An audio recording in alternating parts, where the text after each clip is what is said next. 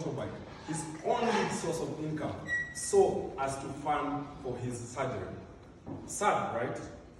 What's even more sad is the fact that Oti isn't alone. He represents over 800 million informal workers across Africa who are uninsured and can't find a proper way to finance their healthcare costs, which not only leads to the lack of access, but also the worsening of illness and even the risk of death. At this point, the question that was lingering in my mind is, why are they insured? I mean, there's affordable microinsurance products out here, right? While talking to them further, it became clear that it's not about the price per se, but about how premiums are collected. You wouldn't expect someone who earns and spends his money on a day-to-day basis to fund his premiums on a month-to-month basis like a salaried worker. What they need is a solution that enables them to pay micro amounts as they transact on the go. And that's exactly what we offer. We are Finafya, a fintech that enables them to plan for and finance their healthcare costs, primarily through embedded insurance, but also through a crowdfunding value add. In fact, unlike our competitors who require them to purchase insurance as a standalone product, we are embedding the premium collections into their day-to-day mobile money spend, which enables them to get covered in such a way that when they get sick, they can go to hospital, get treatment, and if the costs are more than the cover limit, they can run group-based fundraisers on our platform and get more money in such a way that they wouldn't have to sell a motorbike or go to the village.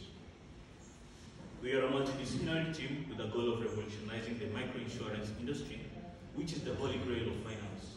Myself, I have a background in medicine and software engineering. I'm joined with Devin Behi with a background in finance and business strategy and growth. We get advisory from Ayushi Chandaria, who is an MBA candidate at Harvard and consultant at McKinsey & Company. We have two products. One is the fundraising. On the fundraising platform, we charge a 5% fee. In the previous month, we've had 12 fundraisers on the platform, raising over $1,500. We are targeting to do 400 fundraisers on the platform by December. Our second product is the microinsurance distribution, for which we charge 1.8 Kenyan shillings a day. The National Health Insurance Fund in Kenya currently has 10 million pays, and out of these, 5 million from the informal sector. The total number of informal workers in Kenya is 15 million. This means that 10 million still remain underserved. And if you break down the annual premium, which is 6,000 to a daily rate, it's 3.8 Kenyan shillings, which will be auto-deducted on their mobile transactions. We are asking for $10,000 US, which will enable us to bring on the platform 2,500 users, who will bring us a revenue of $3,750 US by December Q1. If we grow, as shown in the graph, by 50% quarter on quarter through our advertisement spend and network effects to our strategic partners, we'll be able to have 10,000 users by the first fiscal year, bringing us a revenue of $40,000 US. And if we get to acquire the 10% of the informal workers who are underserved, that is 1 million users on our platform, we'll have an opportunity of $1 billion US. Can it get better than this?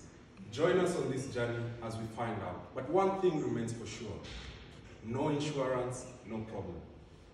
Thank you. Any questions?